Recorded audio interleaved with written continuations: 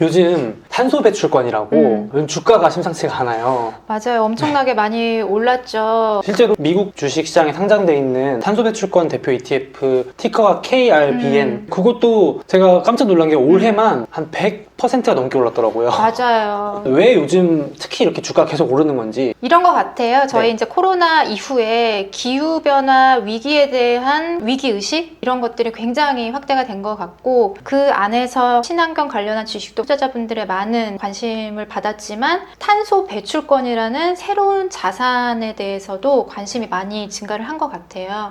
더군다나 주식이 아닌 탄소 배출권이라는 조금은 생소한 자산이기 때문에 투자하는 방법이나 이런 것들이 굉장히 어려웠었는데, ETF라는 상품이 이 탄소 배출권 자산에 쉽게 접근 가능하게 만들어주면서 더욱더 투자자분들의 관심이 증가한 것 같습니다. 궁금한 게 더 많아지는데 이런 분들도 있을 것 같아요. 탄소 배출권 공부가 너무 어렵고 복잡하다고 느껴지면 그냥 친환경 관련 주식에 잘 아는 분야의 주식에 투자해도 간접 수익가 되는 거잖아요. 예를 들면 대표적으로 테슬라 같은 경우에 맞아요. 올해 수익 중에 많은 부분 혹은 일부가 탄소 배출권 맞습니다. 수익으로 알고 있었거든요. 그것도 그러면 어떻게 보면 제가 테슬라에 투자하는 것도 이 탄소 배출권에 투자한 것과 약간의 연계가 될 수 있다고 해석이 될까요? 네, 맞는 것 같아요. 근데 올해 테슬라가 실적을 발표할 때마다 굉장히 좋은 실적을 발표를 했지만 네. 그 안을 뜯어봤더니 배출권 투자에 의한 매출이 굉장히 많았고, 이거는 따로 비용이 들어가는 매출이 아니기 때문에 수익성을 끌어올리는 요인이었잖아요. 네네. 근데 투자자분들의 평가는 그렇게 나이스하지 않았던 것 같아요. 그때 그러지 않았나요? 맞아요. 올해 초에 테슬라가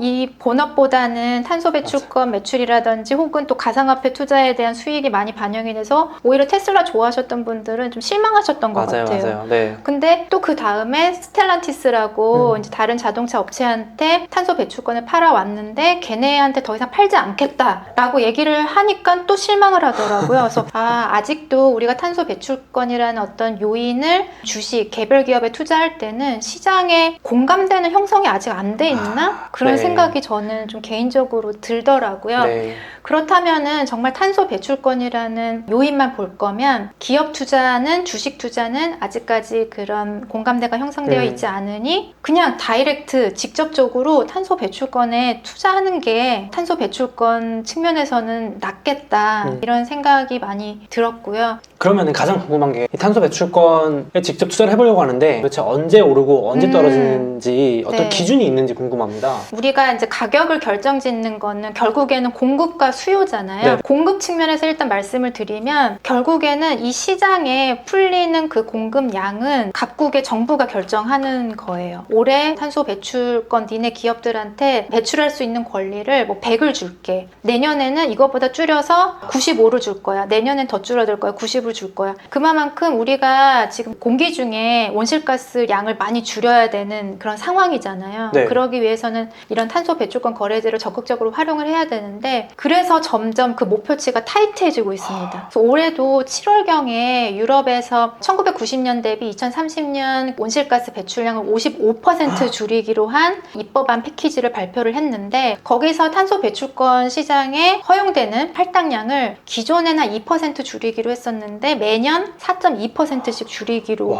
점점 그런 것들이 타이트해지는 거예요. 네. 그렇기 때문에 그 탄소 배출권 가격을 결정짓는 공급적인 측면에서는 그러한 부분들이 계속 타이트해지니까 가격은 오를 수밖에 없겠네요. 상승하고 아하. 그리고 이제 수요적인 측면에서는 최근에 유럽 탄소 배출권이 미국이라든지 다른 배출권 가격보다 좀 상승 폭이 컸거든요. 그게 이제 유럽 같은 경우는 천연가스에 대한 에너지 의존도가 좀 높은 편이에요.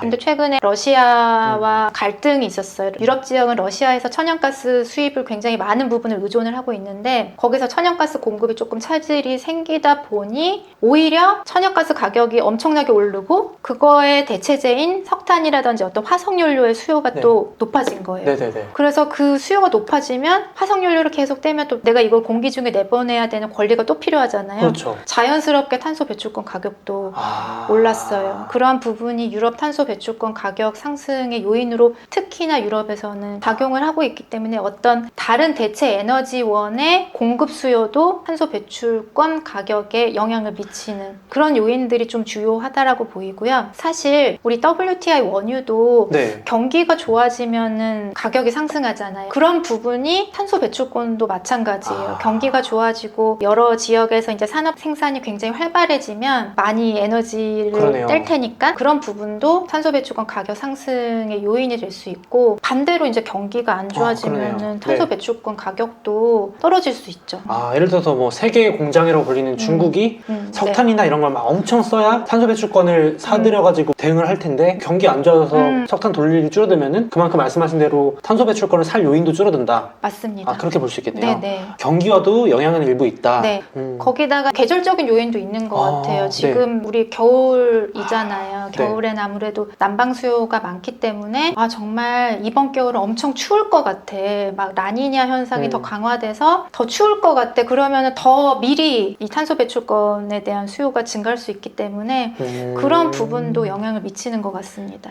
실제로 그런 것도 있어요. 약간 저희 원자재 투자하시는 분들은 진짜 계절성을 활용한 트레이딩도 하시잖아요. 예를 들면 뭐 천연가스가 이번에 겨울에 엄청난 추위가 올 것 같다 그러면 미리 사서 오히려 겨울에 파시는 분들도 있고. 맞아요. 네. 그러면 이것도 탄소 배출권도 원자재 일종이니까 그런 계절성이나 변동성을 좀 보일 수도 있겠네요. 네. 에너지랑 많은 연관성이 있는 것 같아요. 최근에 11월 한 달간 그리고 현재까지 배출권 가격 상승을 좀 많이 확대시키는 요인으로 작용하는 것 같아요. 그런 것도 일부 영향을 미쳤군요. 네. 기업이 장기적으로 많이 써야 되는 것도 있지만 계절적인 그런 수요. 또 궁금한 게 있습니다. 네. 제가 가장 불안한 거는 저도 유심히 이번에 기후협약회의 막 이런 거 만나는 거 맞아요. 봤어요. 그 COP26. 네네네. 11월에 전 세계 뭐 정상이 모여서 그랬는데 막 뉴스 보니까 또 실망스러운 결과다. 맞아요. 뭐 어느 나라는 협의에 못하겠다. 심지어 뭐 각국의 자동차 기업들도 이거 지키기 너무 어려운 까다로운 목표치다. 네. 이런 얘기까지 나오면서 어쨌든 글로벌하게 가장 온실가스를 많이 배출하고 있는 인도랑 중국이 COP26이 시작하기 전부터 뭐 참석을 하네 마네 뭐 이런 논란도 많았고 다른 국가보다 탄소 중립의 시기 자체도 좀 많이 늦고 대부분 뭐 2050년까지 탄소 중립을 하겠다고 하는데 뭐 중국은 2060년 얘기하고 있기 때문에 기대보다는 좀 실망스러운 결과 이런 것들이 있었는데 그래도 탄소 배출권 시장에서는 성과는 있었어요. 파리 기후협약 당시에 거래소 간의 스탠다드 기준점이 합의가 되지 못하고 그냥 회의가 종료된 부분이 있었다고 하더라고요. 그런 부분에 있어서 COP26에서는 합의점을 도출을 했다고 해요. 사실 지금 유럽 시장에도 배출권 거래 제도가 있고 미국에도 있고 우리나라에도 있고 원래는 이렇게 지역적으로 있었지만 범국가적인 거래 제도가 올해 출범을 했거든요. 올해 한 거예요, 네, 그거를? COP26에서 합의를 했고요. 그 정도의 성과로도 탄소 배출권 거래 시장에는 좀 호재가 됐었던 것 같아요. 그러네요. 안 그래도 저도 궁금했던 게 좀 공부를 하려고 보니까 상품 같은 경우도 약간 종류가 다르기도 하고 맞습니다. 뭐 유럽 탄소 배출권, 맞아요. 뭐 미국 포함한 글로벌 배출권. 그럼 예를 들어서 유럽에서 제가 탄소 배출권을 샀는데 아직은 그 권리는 유럽에서만 이제 이렇게 좀 활발하게 거래가 될 수 있는 거고 제가 그걸 사다가 어디 저쪽 다른 나라 가서 팔려고 하면 아직은 조금 애매한 거죠. 근데 이제 그걸 하자는 거고 그럼 지금 상황에서 저희가 이제 이런 상품들을 투자할 때 무슨 차이가 있는지 이런 것도 궁금하거든요. 아무래도 유럽 시장이 가장 좀 대표적이고 ETF를 통한 투자 자금도 많이 유입이 되고 있기 때문에 가장 규모 큰 활발한 시장이다라고 볼 수 있고요. 글로벌 탄소 배출권 ETF다 하면은 거기 안에는 유럽이랑 미국이 포함되어 있어요. 그래서 이렇게 생각하시면 좋을 것 같아요. 우리가 주식 투자를 할 때 그냥 대표적인 삼성전자에 투자할 것이냐 아니면 코스피 200 지수에 투자할 것이냐. 탄소 배출권 시장에 삼성전자는 유럽 탄소 배출권 그리고 코스피 200에 투자를 하고 싶으신 분이라면 글로벌 탄소 배출권 이렇게 찾아서 투자를 하시는 게 맞고 그리고 저희 이제 신한자산에서도 유럽 탄소 배출권과 글로벌 탄소 배출권이 있는데 글로벌은 아무래도 유럽이 한 65% 비중으로 담겨져 있지만 다른 애들은 아직은 유럽의 탄소 배출권 가격보다 가격이 굉장히 낮아요.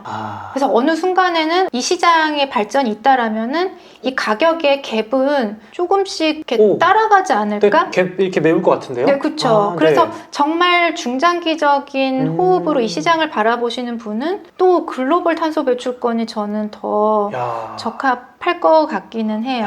그러니까 지금 유럽은 제일 규제가 심한 나라니까 네. 가격도 비싼데 뭐 이제 맞아요. 시작한 신흥국들은 아직까지는 가격이 상대적으로 좀 싸다. 네. 길게 보면 결국은 많이 줄어들 수 있다 이 말씀이신 거죠? 네, 유럽에서는 아까 제가 처음에 네네. 그 발행 물량을 조절을 함으로 해서 네네. 가격의 안정성을 한다고 했잖아요. 네. 미국 같은 경우는 물량으로 조절하기보다는 가격의 상한선과 하한선을 지정을 해서 만약에 네. 너무 탄소 배출권 가격이 많이 떨어졌다. 네. 그러면은 오히려 이제 공급을 조금 줄여서 가격이 떨어지지 않도록 하고 너무 많이 우리 네. 상한선에 터치했다. 네. 그러면은 오히려 공급 물량을 좀 늘려서 가격을 좀 떨어뜨리게 하고 이런 아. 어떤 시장 안정화 장치가 있다고 하더라고요. 근데 지금 미국의 가격 수준이 조금 이 하단 쪽에 있어서 상한선이 좀 많이 열려 있는 편이에요. 그래서 어떤 분들은 미국 시장의 상승 여력이 더 큰 것이 아니냐라고 네. 말씀하시는 분이 있을 정도로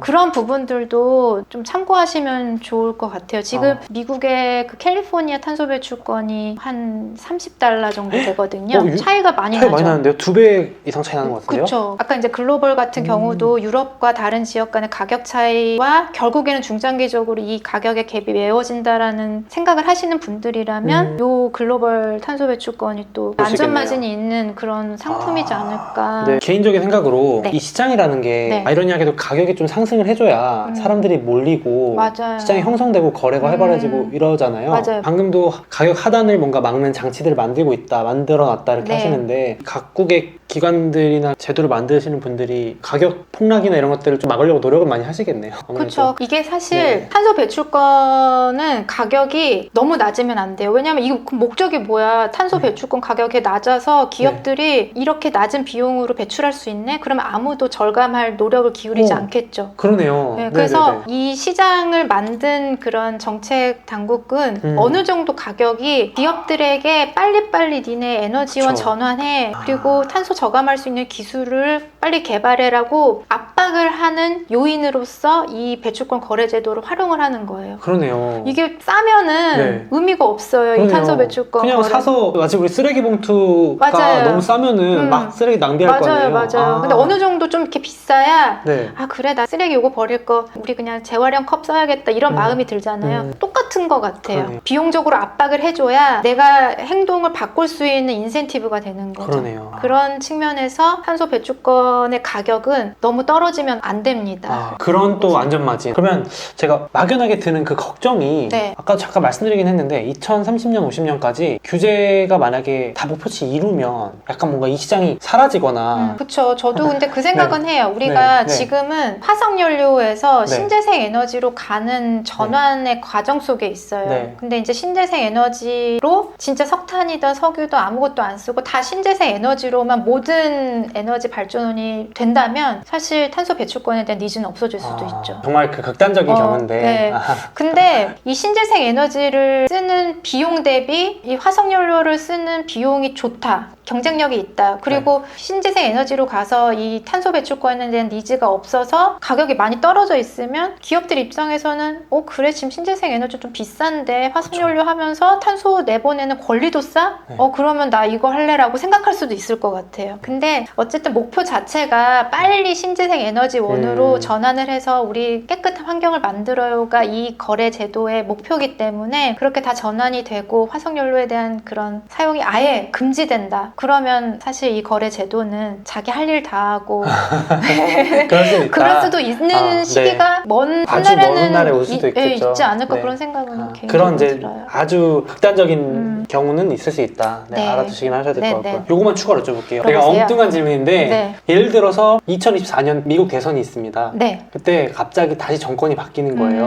근데 제 기억에 트럼프 전 대통령 정권에서는 화석연료 뭐 기후회복 탈퇴하고 맞아요. 또 막연하게 벌써 얼마 안 남았는데 그런 걱정이 갑자기 트럼프와 들더라고요. 같은 또 극단적인 정권이 들어선다라면은 이거는 정부의 마음에 연동이 좀 많이 되는 거 맞죠? 맞습니다. 그래서 그런 것도 사실 봐야 될 것 같아요. 얼마만큼 적극적으로 이 시장을 규제를 강화해서 끌고 가느냐, 혹은 나 기후 변화 별로 관심 없어, 뭐 다 풀어줄 거야. 그러면 또 사실 좀 리스크가 있긴 하겠죠. 네, 그것도 알고는 계셔야겠네요. 그쵸. 네, 네, 네. 그 KRBM 운용 보수보다도 솔로 나온 게 조금 더 저렴하더라고요. 네, 맞습니다. 저희가 연간 0.55%? 그리고 KRBN이 0.79였죠? 네. 그래서 뭐 운용 보수에서 조금 차이가 있다라는 부분. 그리고 환 해지 같은 경우는 네. 저희가 유럽 탄소 배출권 같은 경우는 환 네. 해지를 합니다. 그래서 그 상품은 정말 심플하게 유럽 탄소 배출권 가격의 등락에만 좀 연동이 된다는 부분 말씀드리고요. 그리고 글로벌 탄소 배출권은 환 오픈이 되어 있어요. 그래요? 선진국 통화가 강세를 보이는 국면에서는 또 그런 환에 대한 야. 또 추가적인 수익도 있을 수 있고, 결국에는 저희가 선진국 통화는 중장기적으로 봤을 때는 강세가 있지 않을까 생각이 들어서 글로벌은 이제 환 오픈 그렇게 말씀드릴 수 있어요. 네, 그래서 오늘 솔 ETF의 박수민 부장님 모시고 탄소 배출권이라는 거에 대해서 제가 궁금한 것들을 속 시원히 여쭤봤는데요. 리스크도 있지만 확실히 중장기적으로 네. 한번 관심 가져볼 만한 새로운 대체 자산인 거는 분명한 것 같습니다. 네, 맞습니다. 그리고 친환경은 정말 메가 트렌드고 무시할 수 없는 거니까 네. 관심 가져보시면 좋을 것 같고, 오늘 좋은 말씀 또 유익한 팁 알려주셔서 너무 감사합니다. 네, 감사합니다.